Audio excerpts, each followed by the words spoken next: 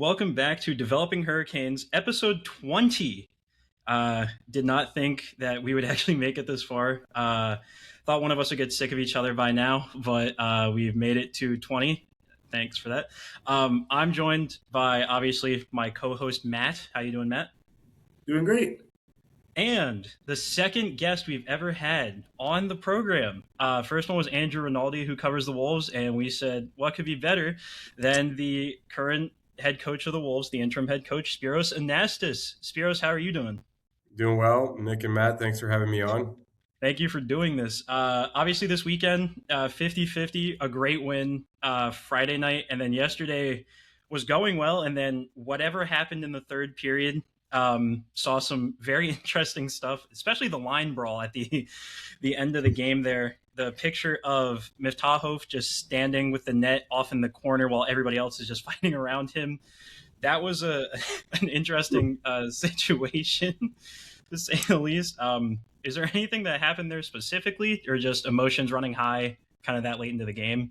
Yeah, I think that some frustration boiled over for our team as it was a real tight game against the top two teams in division. And I guess some people on both sides would argue probably two of the top teams in the league. So it was real tight. I thought the referees did a great job letting us play. And then in the third period, unfortunately, they started to change the course of the game. We thought we had a lot of momentum. We were playing, our style of play. We're really in shape team, so that's kind of where we start to take over in the third period. We were chasing the game by a goal, but we felt really confident. We had strung together a bunch of ozone shifts, and then we get called for a penalty that was really let go through the course of the first 50 minutes of the game. And that's fine. Referees, they make judgment calls, but then in the ensuing power play, they score, and still fine. We still felt pretty confident in the next 6.5 minutes that we can close that 2-goal gap. But then as we're pressuring, a very similar situation takes place, and it's a non-call, and on that same play, they score the fifth goal. And then it just kind of got silly from there. And, and then I think just frustration boiled over when we were on yet another penalty kill, and it just kind of resulted in that. But we were really happy with our game. I know it was a 5-2 final, but it was a 1-goal game, and we felt that before the special teams got involved in the third that we were putting our best foot forward to even it up or take it over in the third. So we feel pretty confident that it's going to be us and the Griffins, for that ticket out of our division and hopefully for a Western Conference playoff round in a few months here. So it was a good game and a good weekend overall. Anytime you can split with the best team in the league, you should be happy with that. Yeah, definitely say so. I was going to say, I wanted to ask, because, obviously with the AHL schedule being the way it is, you see a lot of these teams a lot more often than you see anybody else, right? So, you're seeing Grand Rapids 6-7 times a year. How do you kind of prepare for just seeing them all that often? I mean, obviously, the emotions are obviously going to run high. It's more of a rivalry than you might see in the NHL, but also you don't really have much time to adjust because a lot of the games are back-to-backs. Yeah, that's a really good question because the AHL is a different animal than the NHL. There's 31 possible opponents for us, but we only play 9 of them. So we're playing some teams as many as 12 games through the season, which is Rockford and Milwaukee. The rest of our division opponents, we play 8, and then the 3 non-division opponents, we play 4.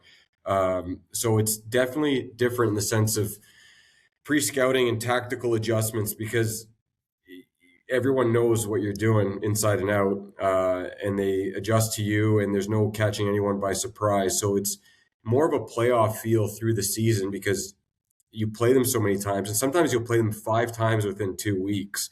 So it's almost like a mini series right in the middle of the regular season. And, some rivalries build, some,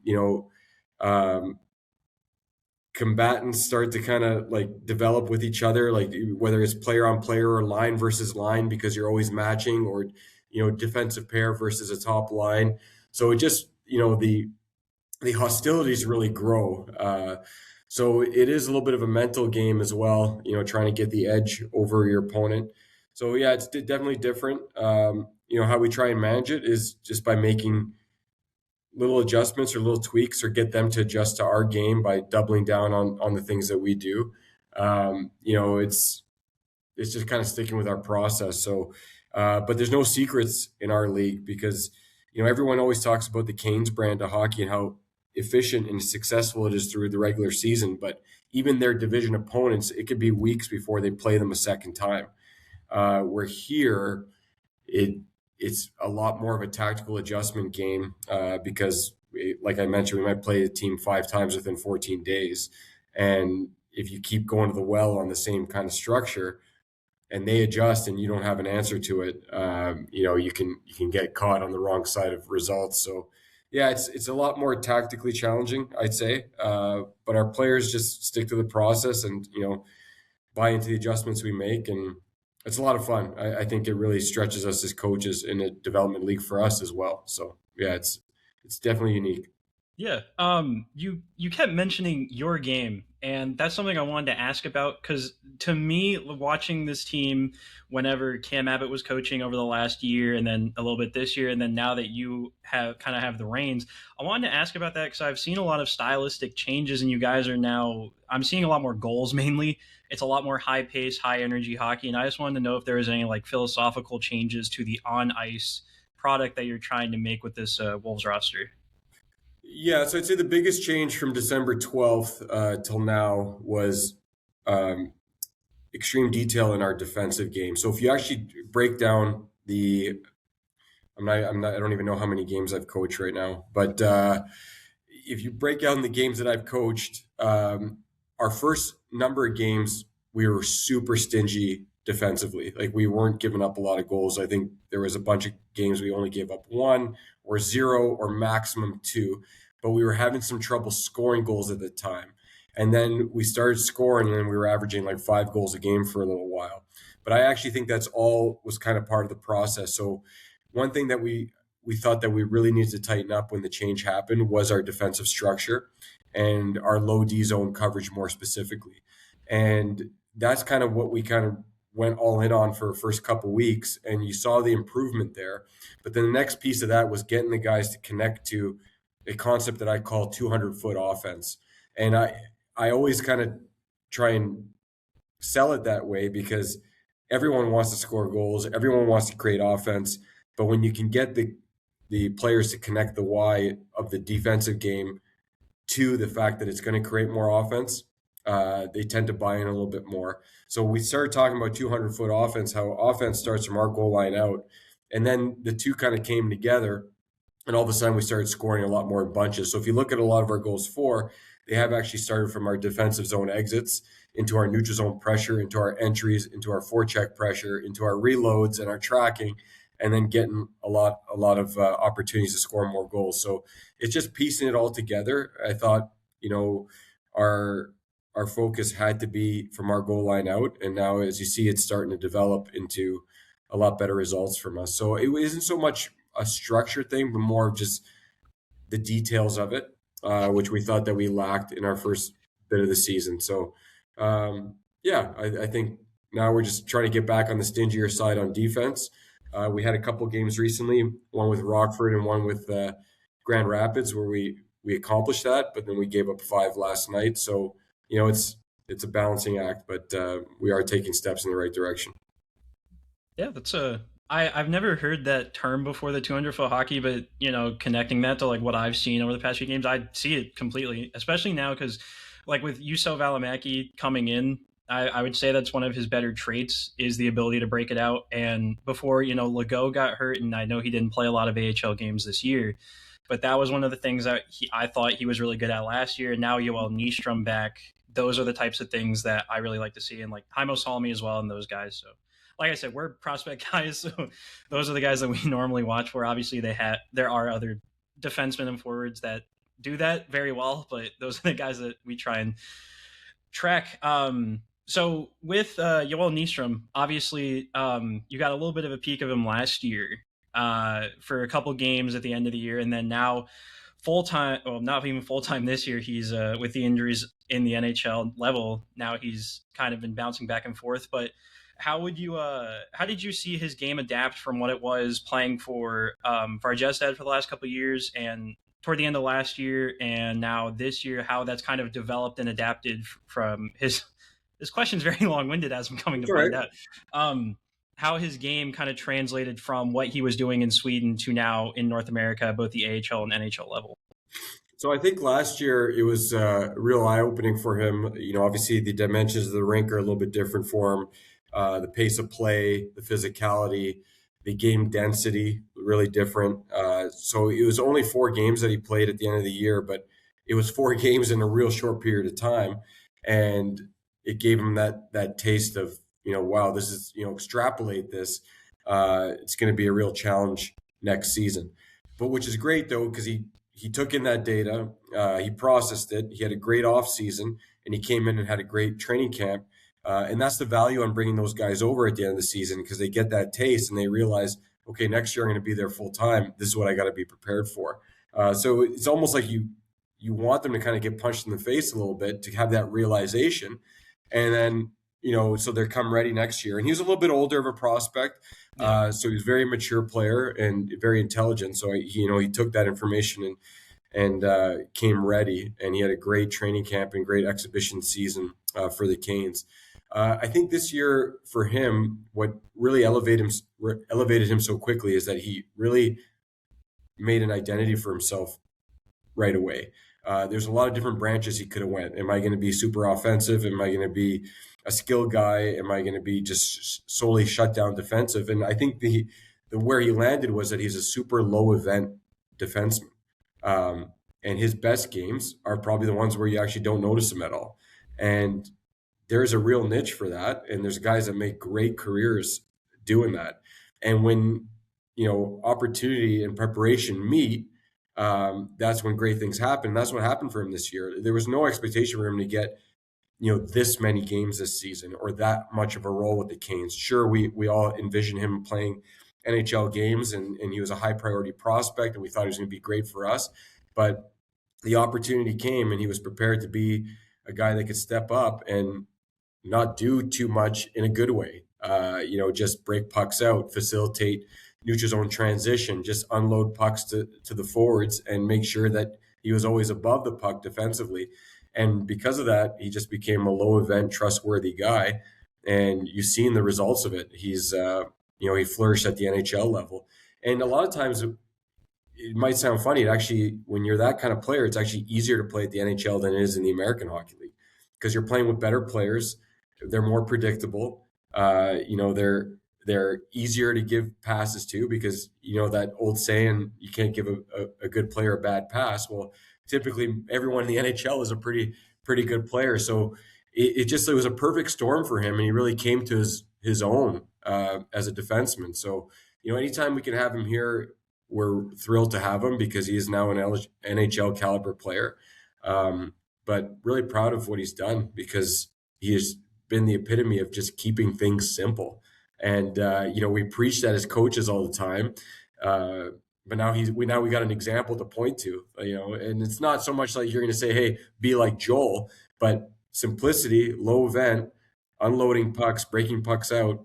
That goes back to the first question. That's the 200-foot offense that we talk about. So yeah, he's really created a niche for himself, and he was rewarded with that extension. And he tries not to do too much, but that's exactly what coaches like sometimes, especially in a guy that's playing third pair minutes for, when he's up in Carolina. And I know he's really impressed Rod Brindamore and Tim Gleason. It's always with defensemen. Sometimes it's not a great thing if you're noticing them a whole lot, especially, with Carolina, a team that a lot of the mistakes end up in the back of the net, and you don't really see that happen with Nystrom. You don't see him make those catastrophic mistakes.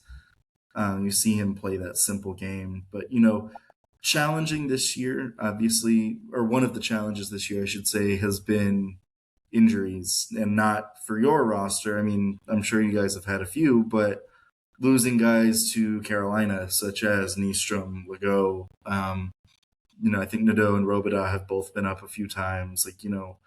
That's obviously difficult where you have to change your strategy on the fly probably and, adapt to using players in different roles. So, what kind of goes into that? And, have there been any players that you've been able to see that, can step up if need be this year?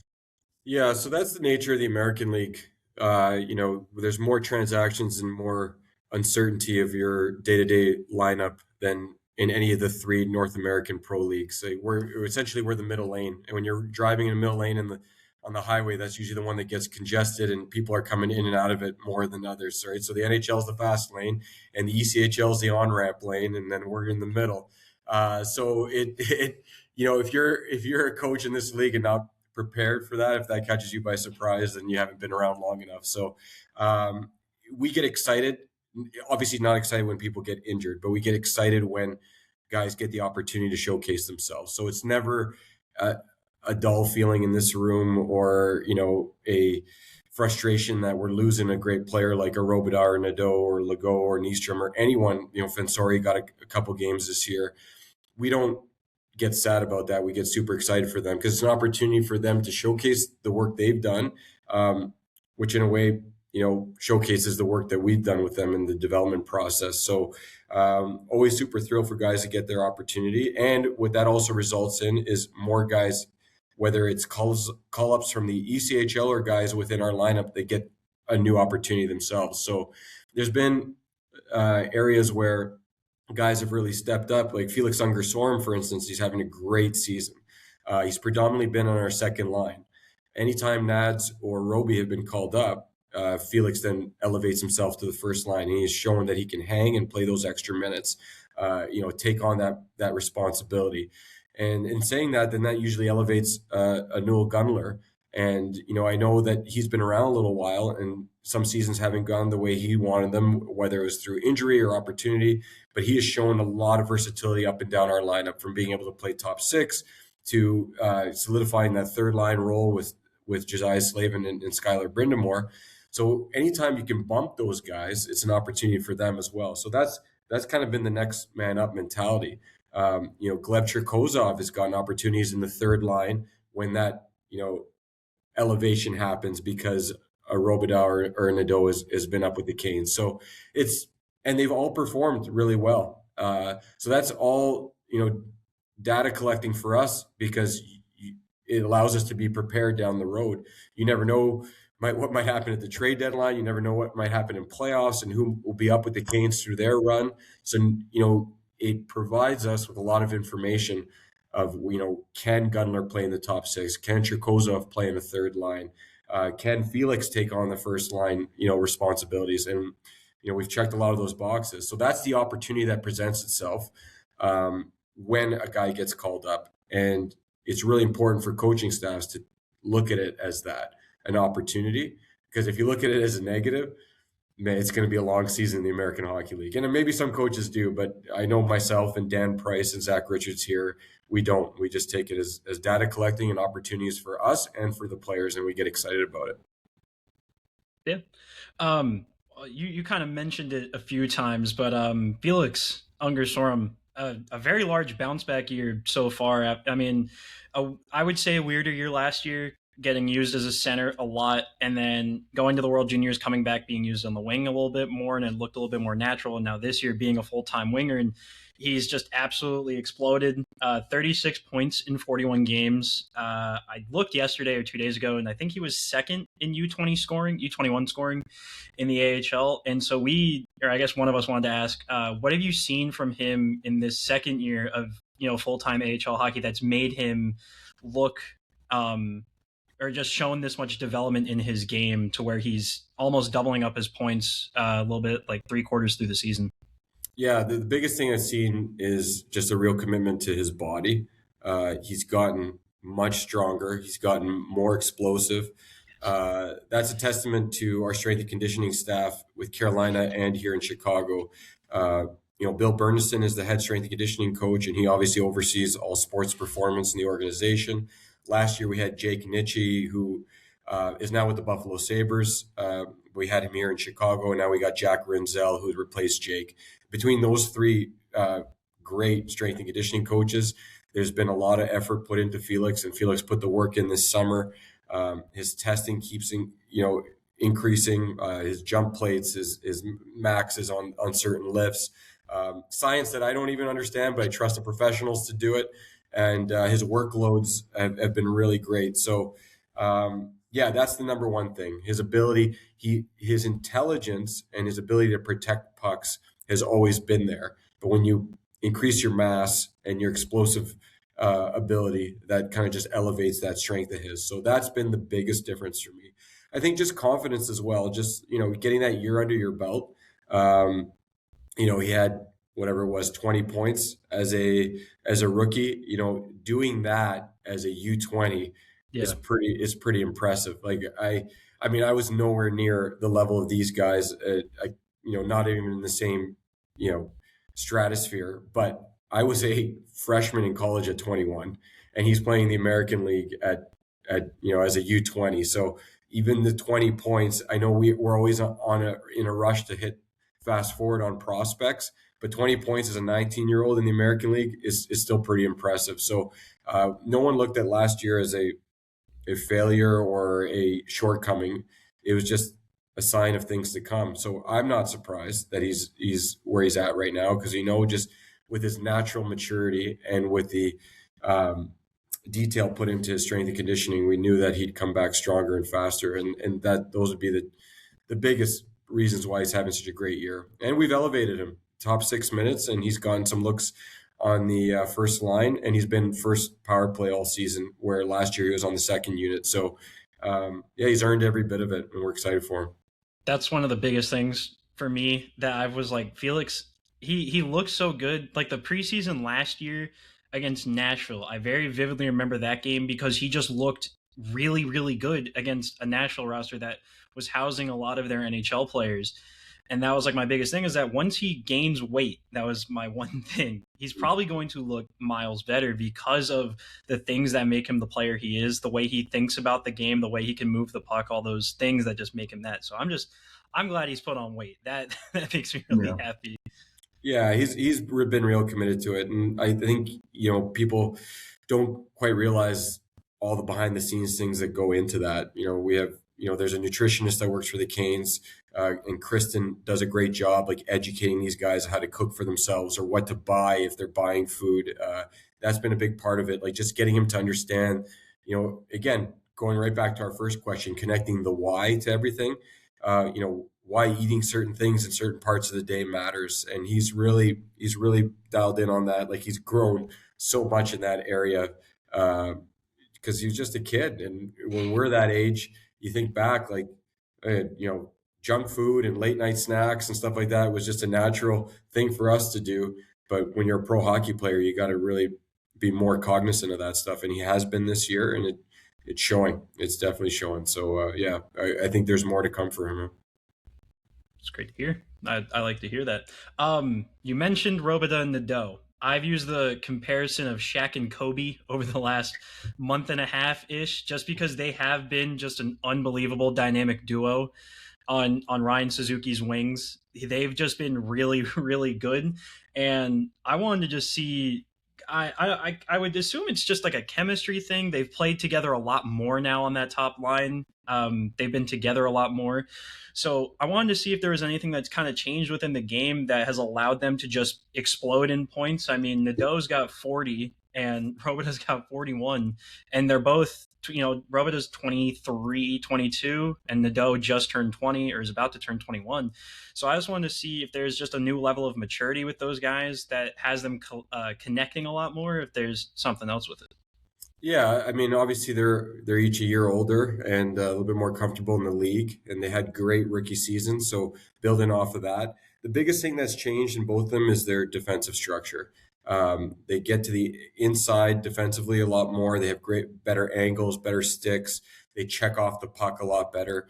There's a lot of things that we worked on with them through video, through skill sessions between, Peter Harold, the director of player development, to Dan Price, our assistant here, that predominantly works with the forwards and myself through different video meetings. Like, it's been a real emphasis to grow their game beyond just skill and the ability to score goals.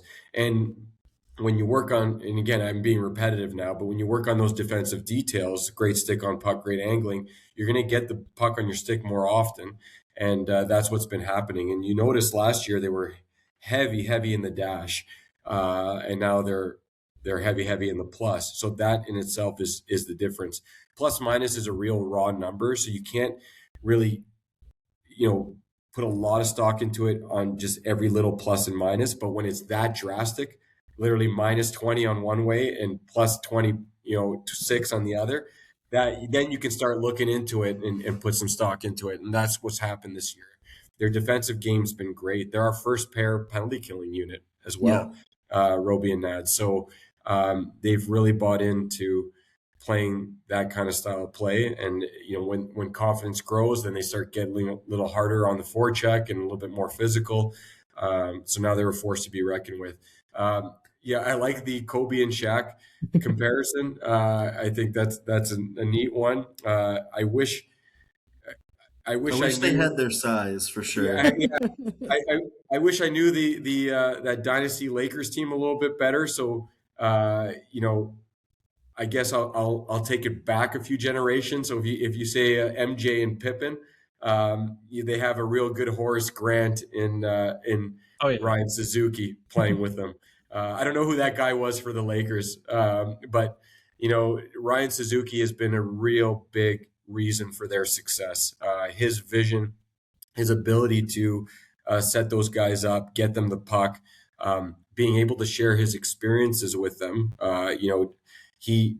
His first couple years, he went through some injuries. He went through a little uncertainty. Maybe he wasn't playing the way he would have liked to get his opportunities. He's been a real good mentor for them. And it sounds crazy because he's not that much older than them, but in hockey years, he's been through what they're going through right now. So he's been a real stable presence for them down the middle. And, they've benefited from his tutelage. So I want to make sure Ryan Suzuki gets his flowers on that, because, without him, they're not developing at the rate they are. Yeah, I see that. That whole top line has just been exceptional this year, and I'm glad that they've kind of been able to click as a whole. Who do we want to tackle next? We got a few more prospects. I was going to ask about the power play for a sec. Okay. Because I think, last year a lot of, and this kind of ties into Nadeau. I mean, rounding out his game, like you said, he's the first penalty kill unit. It felt like last year a lot of his production came on the power play. Obviously he's got an elite shot and can beat a goalie from anywhere. He can thread a shot through, the tiniest of space given up. But it feels like this year, part of Nadeau's growth in his game has been not just looking for the shot, looking for the best possible opportunity, whether that is a shot, whether it's, continuing to move the puck. Has that been kind of a thing that you guys have worked on with him, or is the power play as a whole of just to, keep the options open and kind of keep the penalty killers moving? Yeah, so again, this kind of relates to one of the questions earlier. We play the same team so many times that they start to figure you out. So it's been a real challenge this year in our power play to set up that Nadeau one-timer that was so lethal last year. Dan Price does a phenomenal job of studying power plays, researching what's working in the NHL, diving into the analytics with one of the Canes assistant general managers, Tyler Dello. Has been working on a real detailed project about power plays and the success of power plays in the NHL. So I know Dan and Tyler have been working hand in hand to kind of free up some options for Nads. But with, again, that's an opportunity because, we'd really love to set up that one-timer in that, Ovechkin spot, if you want to call it that, since he's put, it's his spot now. I don't know. Yeah, it's his spot forever. Yeah. But, that's where Navs was finding a lot of success last year. But now teams are really shading their PK to take that away. So we've incorporated some more motion to open up some shots from the top. We've incorporated a lot, more decoy plays or plays where Nads is now looking for someone on the back door. If they're going to cheat his shot, maybe it opens up a passing lane. yeah, Dan Price has done a great job, and Nads has been really open-minded to find different areas where he can find success. Our power play has recently started clicking a little bit more. We've Juuso Välimäki has helped in recent times from the top because he adds another shooting threat, which he's scored a couple goals in the last two from up there. So yeah, it's always finding new areas, and again, you can choose which way you want to look at it at. You can get frustrated that he's not getting that 1T, or you can get excited about opportunities to grow his game and develop his game and find some different areas where he can create offense from. But more importantly, his 5-on-5 offense is really grown this year. The big thing last year is he scored 32 goals as a rookie, and I'd say maybe 25 of them were with his feet planted on a one-timer. And now he's creating some goals, coming out of the corner or with some net presence or cleaning up some garbage in front or off the entry. So the more he can diversify where his offense is coming from, the more dangerous he's going to be. And that's what's exciting, is seeing that growth this season. I was going to say, prime example of that was, I want to say it was Friday, where Robidas was on the wing, Nadeau's just in the middle, and he just straight to Nadeau in the middle on the entry in transition, and it's in the back of the net because the goalie has no chance to stop it.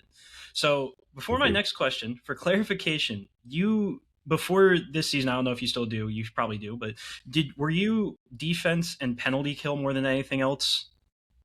Yeah, that's always kind of been in my wheelhouse. Again, I didn't play at a very high level, but when I played, I was a defenseman. I played some forward too, but even as a forward, I was a defensive forward. I was a penalty killer. So that's always kind of been my identity. So coming up through my coaching career, that's kind of where my strengths have lied. But as a head coach in the ECHL, you kind of have to do everything. So I've run power plays. I've obviously run the forward lines. But yeah, that's kind of where I came into the Canes organization as the assistant coach in the American League team that was going to run the D and the PK. So since the coaching changed, since it's only a two-man show here with Dan and I've remained running the D on the bench, and I still run the PK. So that's how we're going to close out this season. But I would say that's where I'm most comfortable in, without saying that I'm not comfortable doing the other things. Because I don't want to limit myself for future jobs. Yeah, there you go. All options open. Yeah. I just want clarification. You got to keep the resume, I just want clarification before I ask, so it didn't look really bad. But one of the things I noticed last year and still this year was that the penalty kill mindset really switched to being what people have now termed the power kill, where it is just a very hyper aggressive kill where all your forwards are just going toward the puck and everybody's just attacking, compared to some other penalty kills where everybody's just kind of sitting back, kind of waiting to see where passes are going. And so that was going to be my thing, was philosophies on the penalty kill to go more aggressive instead of staying back, and how the forwards and your defense allows you to do that. Yeah, so the biggest thing is we try to run what the Canes are running. We want our guys to be prepared to beat Carolina Hurricanes, and we want the peace of mind and Rod Brindamore, Jeff Daniels, and Tim Gleason, that when our players go there, it's not like a crash course on how to play the game in their eyes, right? So we do run identical systems to them. Now, again, connecting it to a previous question, we play the same teams a lot, so we will have to make some adjustments at times. So our penalty kill is a very high pressure penalty kill, as is the Canes. But I'd actually say we don't pressure as much as the Canes do, just because teams have played us so much that they'll start having some release points that we'll have to adjust to, and so we do taper our pressure up top a little bit more. But our personnel here is built for that system. When you got guys like Justin Robidas and Bradley Nadeau, who have some real fast twitch ability to apply some pressure on the top of the power plays, and then you got defensemen like Charles Legault when he's in, or a Cal Foote or Ronan Seeley or Don Badinka, who have that length and good skating ability as well. You can really apply the pressure on the low options for the power plays too. So I'd say we're not as high pressure as the Canes are, but we still are playing within that system. What you want to do is just challenge the other team to make great plays. And as Matt mentioned earlier, when there are breakdowns in our system organizationally in Carolina and in Chicago, it's usually a big time chance against. But you almost got to tip your cap at that point because there's skilled players on the other team. So we want to challenge power plays to make great plays, and what that does for us is, we have a successful PK, but also we create a lot of opportunities to score. I think we've scored 6 shorthanded goals this year. Like, I know last year we were in the top 5 in the league. I think this year we find ourselves maybe 7th or 8th. We probably could have scored another 10. The amount of 2-on-1s we get on the PK is crazy. We had one last night, actually. Yeah. Yeah, so that's what the style kind of calls for, but we do have the personnel that executes real well on that, specifically Roby and Nads, who I guess have been the stars of this interview so far. Yeah. So I mean, yeah.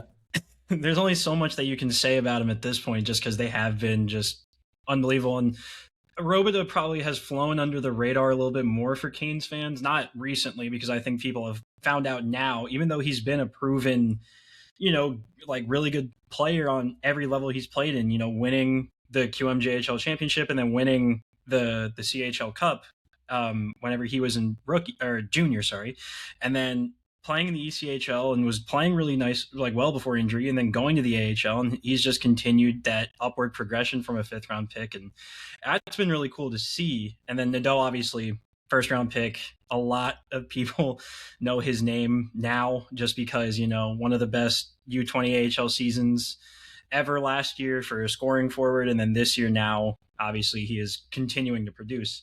You mentioned Dominic Badinka, and that was one that we're both really interested about because he, kind of like Joel last year, coming over really late and getting into a couple games, and now has become like a full-time defenseman. And I want to kind of ask what you've seen in his development so far, going from Sweden to Europe, or Sweden to North America, because Sweden is in Europe. Last I checked, yes. From Sweden to North America, and how his development has kind of gone so far. Yeah, so early in the season, he was really ahead of schedule, in my opinion. Now, he benefited from playing with a veteran who's no longer with us, and Gavin Bayreuther, really took him under his wing and showed him what it was like to be a pro. So that was great that Gavin was all in on that responsibility, and Dominic really benefited from that. His game has come a long way in terms of getting more poised with the puck and being able to take on pressure from forechecks. I think that was kind of, we talked about that punch in the face moment when you first come over to North American hockey. Like, he got killed in a couple games he played when he came down. Like, and the great thing about him, though, is he's not shy about it. He doesn't, like, he just takes it. And almost that's part of the learning too, like learning how to protect yourself, learning how to absorb hits, which that's been a big part of his development this year. Like, he knows how to take a hit and not get crunched, where last year in his couple games, and he played one playoff game as well. And that's when like physicality was really skyrocketing at that point of the season. He took some hits and you were kind of like, you don't have to take it that head on, you know what I mean? But love his willingness to take it and to absorb it. So that's kind of where he's kind of learning this year, is learning how to absorb those hits a little bit better, protect himself while still making a poised play. He's got great ability to unload pucks on the breakouts and on exits. There's some areas that we've been working on and talking about through video, just a little bit of urgency in some of his retrievals or some of his transition opportunities. I think that's just still getting used to less time and space than he had in Sweden. The big thing is kind of pushing him through some mental fatigue and physical fatigue. And this is a real common thing that happens with European prospects and college prospects sometimes as well, because we've now played 41 games. I don't think he's ever played more than 43 games in a season. So we battled that challenge with Alexei Hamilsami last year. He got to a point where he kind of hit a wall. And again, we talked about data collecting as a coaching staff. We saw that happen with Alexei last year. And now we're kind of a little bit more prepared for it with Dominic this year. And that goes into our strength and conditioning department, our medical department, on identifying that is a real possibility with young European prospects. So workload management, how he's taken care of in the gym, his recovery plan and all that stuff. So, so far we haven't seen any big, hitting of the wall.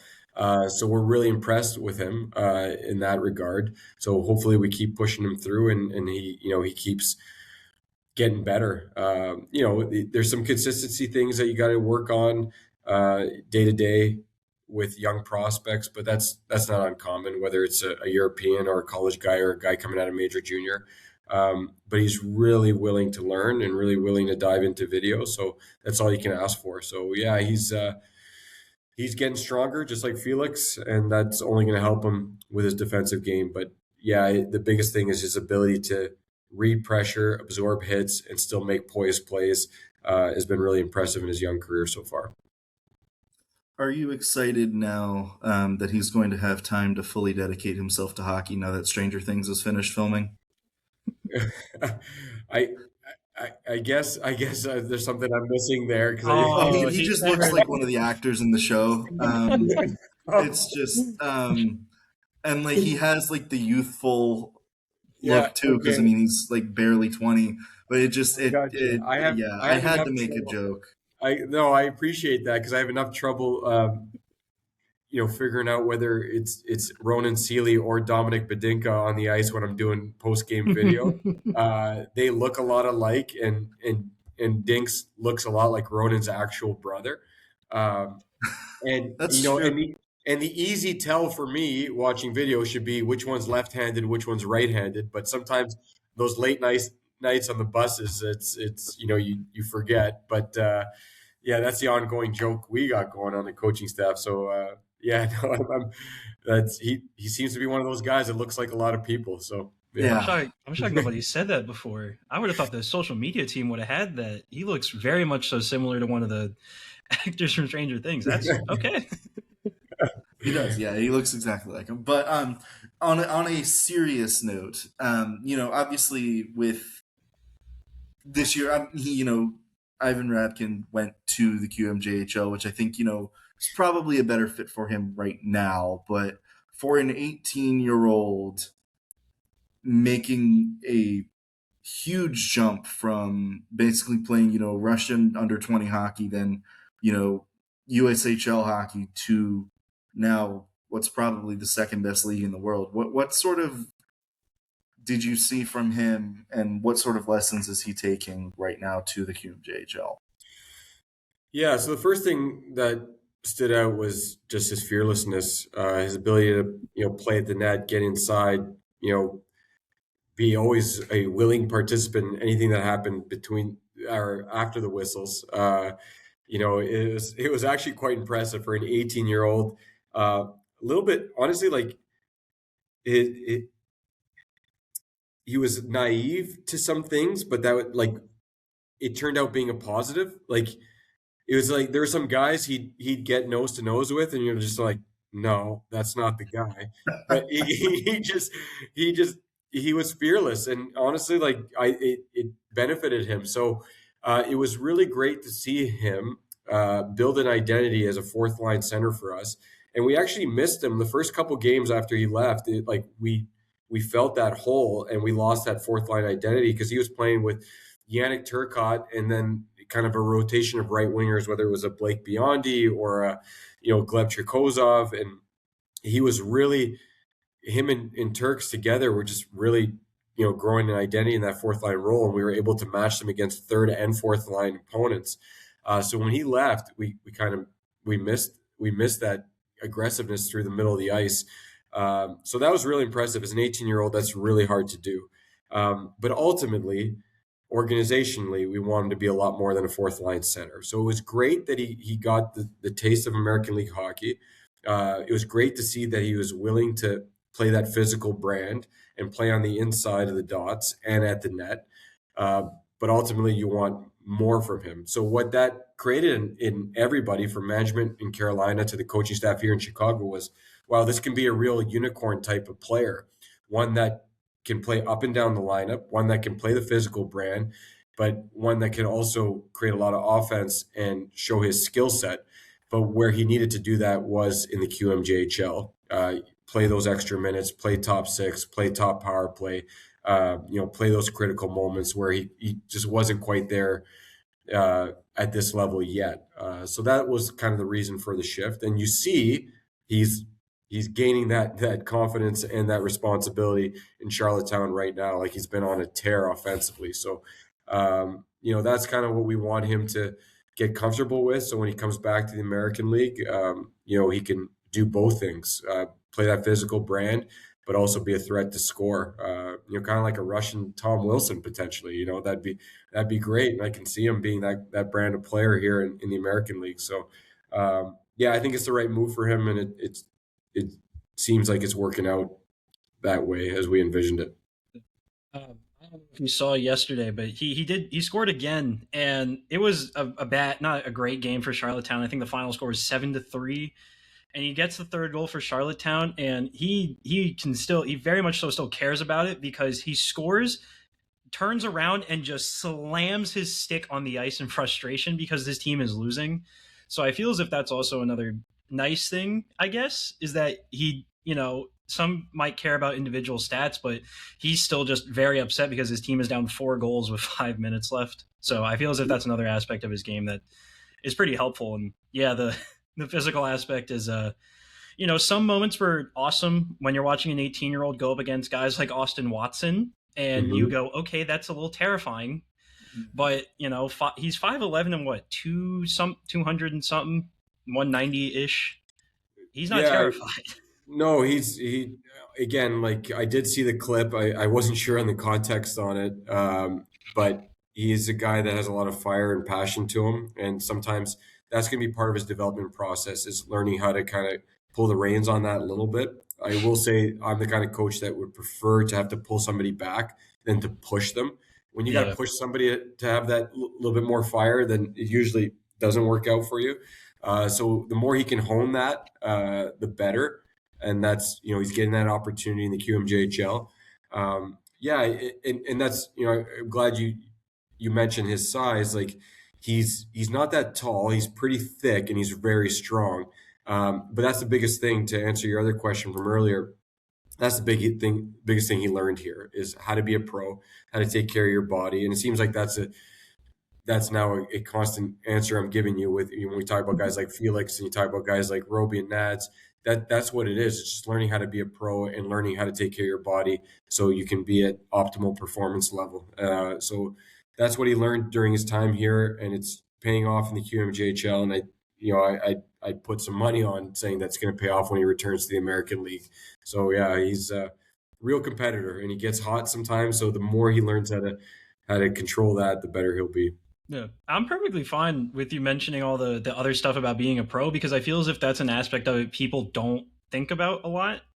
Obviously, we have some thought into it because it's what we follow the most. It's just, guys from 18 to about 23. Mm-hmm. So these are just guys like younger than us that are just learning how to, become professional hockey players and become these professional and obviously growing as human beings. So I feel as if a lot of like people that just, enjoy hockey as it is don't see or hear about that aspect a lot. So again, I'm more than happy with you talking about it, because it gives the people a broader insight on what goes on, more so than just, myself saying, hey, this guy is doing this well.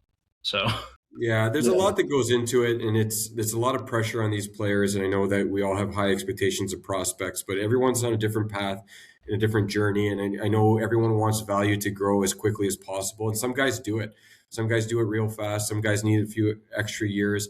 I mean, I coached the Grand Rapids Griffins 12 years ago, and we had guys like Gus Nyquist, who's, has been a very good NHLer, but it took him 3-4 years in the American League. Thomas Tatar played 5 years for the Grand Rapids Griffins, and they both have had decent NHL careers. Tatar is now in Switzerland, but some guys have different paths. Some guys can do it quicker. Some guys take a little longer, but there's so much more learning than just playing the game. And you forget sometimes how young they are. Like I got invited to Thanksgiving dinner that was supposed to be hosted by some of these young players. I ended up hosting it and ending up having to cook all the food. And I will say, I'm a terrible cook. I don't even know how to turn on the oven sometimes. So, that was a real fun story, but it was kind of like the light bulb moment. Like, wow, these guys are so young. Like I probably couldn't organize a Thanksgiving dinner, but anyway, like it's when you catch them outside the rink, it's kind of like, aha, like we expect them to be such pros and such adults every day, but they are just kids, and we forget about that. So I think it's important for managers, coaches, and fans to remember it's a long development process, more than just on the ice. It's also off the ice as well. So, but I love every one of these guys. I have them over for Thanksgiving dinner anytime. But One of the last thing that I have, at least, I think, is, you mentioned that you'd much rather have to, you know, tell somebody to rein it in rather than to get or evoke some form of emotion or effort from them. And, like, that's one of the biggest things that I think, obviously Radkin had the quote attitude issues or whatever that, kind of followed him into the draft this past summer. But the way I always saw it is, as soon as Carolina picked him, I'm like, well, Carolina's not going to pick somebody that they're going to have to make, you know, try hard, because that's just simply not going to work. mhm. Not even in Rod Brindamore's system, but at the various levels of pro hockey that Carolina has, it doesn't mesh with their system. So, like, obviously you saying that, you'd like to teach him to dial it back just shows that, he really cares about it. He wants to win, he has that fire, and that's going to carry him far, I think. Yeah, I think so. I think you take some of those attitude issues or anything like that. You take it for what it is, and you kind of calculate if how he fits into your system or your organization. In my short time that he was here, so I think he played 25 games. I didn't see. Yeah, there were some immaturity things that come with a lot of guys, and you expect an 18-year-old to live in a world that men live in. But it was never toxic. It was never an issue. It was just opportunity for growth, and I think he came a long way in a short time. So, yeah, I love this passion, I love this fire, and his compete level. And like I said, we missed him for a few games there. Like we lost a piece of our identity when he left, and I think we've regained it and we've reconfigured our lineup. But it was surprising that when he left, we were like, oh man, like we kind of saw his value even more at that point. So that's exciting for me if I get to coach him here in the future. I'm excited to see how he develops. But yeah, it's a real good observation that you know there's a lot of thought that gets put into draft picks, and if they didn't think he could hang, they wouldn't have picked him. So, yeah, I'm excited to see where he's at in the next couple of years. Yeah, you've mentioned him a few times, and I've been a fan for a while. Maybe the name is still just there, and I enjoy it. And we've kind of created a bit out of it where every time he scores, there's a very specific image that we post, and it's just his name with an exclamation point after it. Ain't no we. Yeah. Okay, That's maybe a it's you. just That's a okay. you thing. It is me, but I wanted to ask kind of about Gleb Trikozov at this point. He's kind of been bounced around a lot in the lineup, up and down everywhere, and I just kind of wanted to ask what you've seen, how his development has gone, because this is now his second year in the AHL. So I kind of just wanted to ask how you've seen it so far. Yeah, so last year was real tough on him. He came in, didn't speak a lot of English. There was a lot of holes in his game and a lot of habits that we needed to break and kind of have him relearn certain things. And then on top of that, he had two injuries. He missed a lot of time, came back, only played a handful of games, and then was hurt for the rest of the year. So I think he only got 20 games under his belt last year. So when you think of that, when you talk about Ivan Rabkin, he played less games than Ivan. And, Ivan was only here till January. So unfortunate rookie year for him. He came in this year. He came in pretty decent shape. His English is I've actually never seen somebody take such strides in learning a language. Um, Completely conversational now, where last year was very difficult.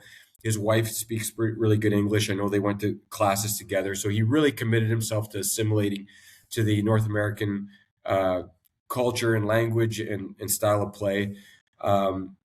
It got off to an interesting start, inconsistent. The coaching change happened. We bumped him up the lineup. He showed a lot of promise. He showed some versatility in his game. He had some games where he was real hard on the forecheck and was creating offensive opportunities and more time and space for himself, and had some good looks and had a couple good games against Rockford. He had a 2-point night. So right now it's just more like getting back to that consistency. Being able to make best of the minutes that you have. And making an impact outside the score sheet as well. So he's still learning that. He's got a great shot. He's got some good vision. He's a high volume shooter. He's a Corsi dream.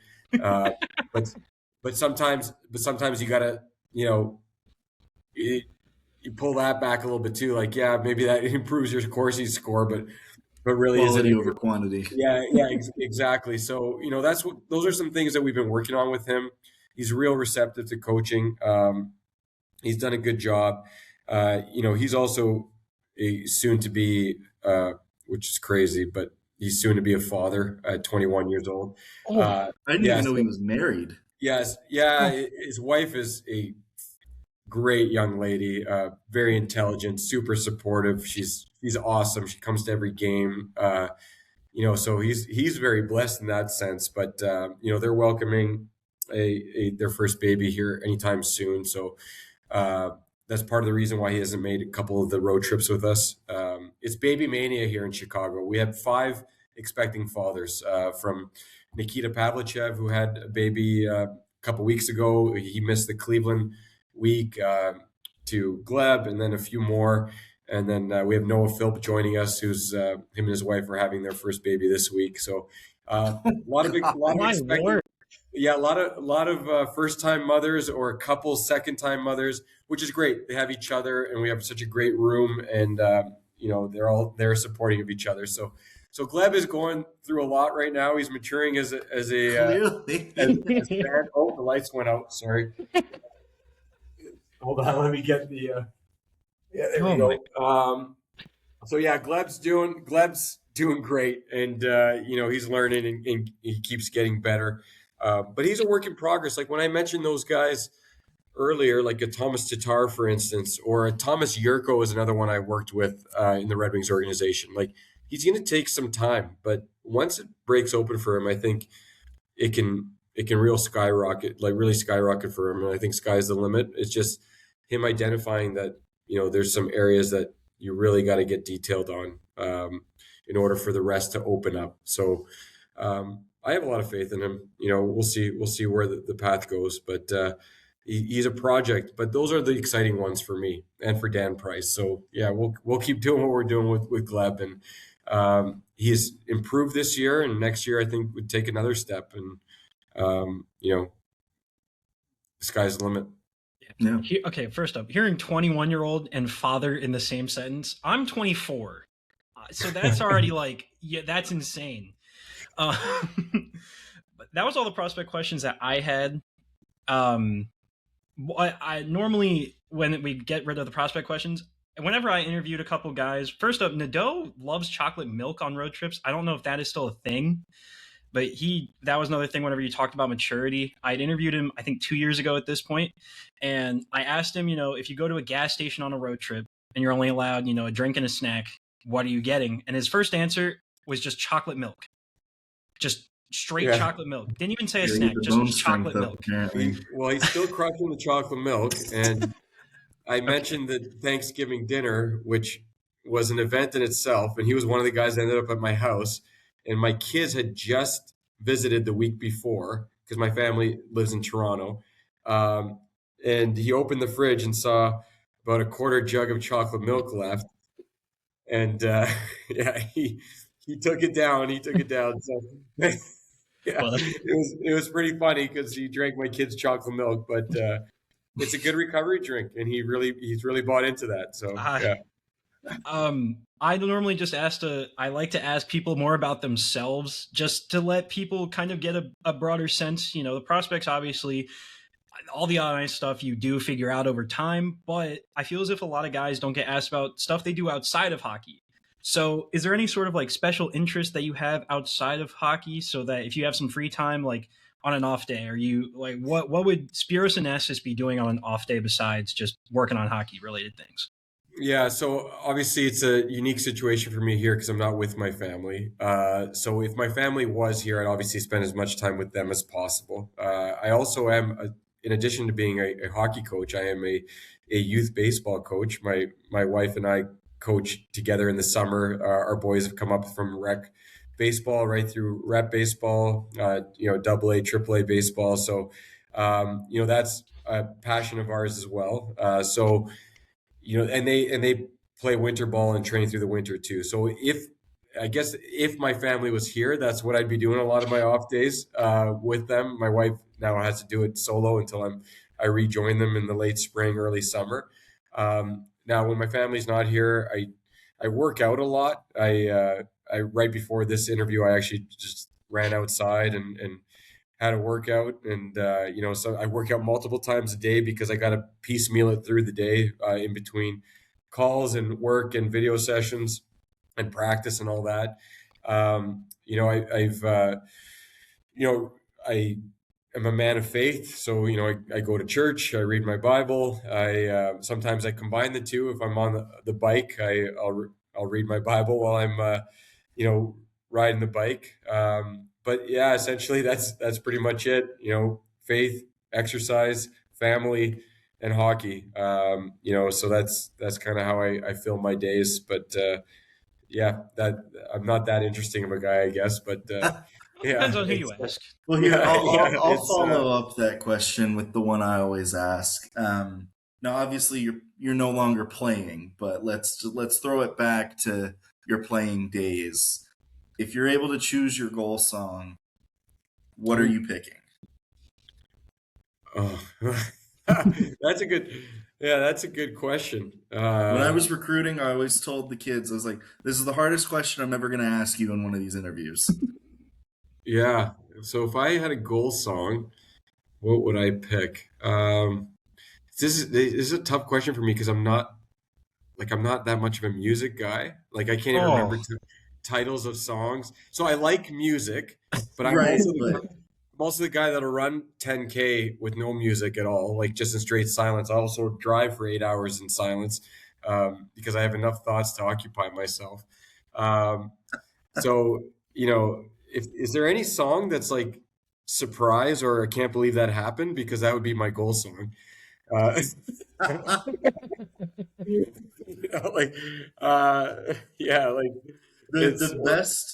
best response I've gotten to it was Bryce's Montgomery's younger brother, who's at Wisconsin right now, Sen's pick. He was like, it'd be really funny if Hips Don't Lie scored, because I don't want to be the goalie that hears Hips Don't Lie after I give up a goal. That's a damn good answer. That is a good one. Yeah. I mean, I guess in college, I think I scored all of 3 goals. And I was partying the USA was a real huge hit back then, and there's some stories that I probably can't tell with that song. So yeah, that was the last time I scored a goal was in college. So yeah, we'll go with Party of the USA because I can't name a lot of songs, and I got a lot of good memories with that song. And we'll do that. And that's probably not one a goalie would want to hear. They would want to hear Miley Cyrus blasting on the. Yeah, that'd be a tough one. Yeah. Yeah. And if I scored, it probably was worthy of a party. So yeah, we'll go with that. I mean, hey, that's 3 more than either of us has scored in college, so that's already a good start. We'll do one more. I'm going to ask you the same one I asked the prospects. So, road trip. You stop at a gas station. You're allowed 1 drink and 1 snack. What are we picking? Probably Gatorade Zero is my drink. Ooh, but what flavor?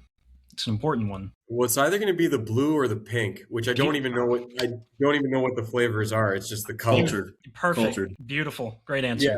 Yeah, blue or the pink one, and the snack, any kind of ice cream. Okay. Yeah, and it could be minus 20 outside, and I'll still find a reason to eat ice cream. Fortunately, we have a staff here that loves ice cream as well. we actually have a whole group chat just based around ice cream, and we call ourselves the Scoop Squad. Oh, I love that. oh, From our athletic trainer to our strength and conditioning coach to our equipment managers to our video coach, we crush a lot of ice cream here at the Chicago Wolves. So we send pictures of our ice cream. oh. It's wild. So That's yeah, amazing. anything, and we rate it. Sometimes it's just a Oh, grind. that's It's amazing. it's a grind. You just got to go just real cheap and get like a Blue Bunny ice cream Oh, yeah. sandwich, or sometimes it's just gourmet sundaes. It's the wide range, the wide range of ice creams. So that's it. So little insight on our staff and the things we do to stay happy through the year. I mean, that's great. Maybe next time if we ever reconvene, we'll have to go deeper on the ice cream habits of the Chicago Wolves. We'll have to read the ice cream at the competition center or something. Oh, yeah, it seems like there's a lot there. It's heavily, it's the fiber of our identity as a staff here. Like Austin Casper, our athletic trainer, who's the best in the league, but he also a very faithful man. He gave up ice cream for Lent last year. Oh. And I think he's toying with the idea of doing it again, but because we're such creatures of habit, we're on a win streak and we're getting Cold Stone every day to keep the win streak going. And he's on Lent and he still comes. He sits in the corner with his arms crossed, watching us eat ice cream because he's.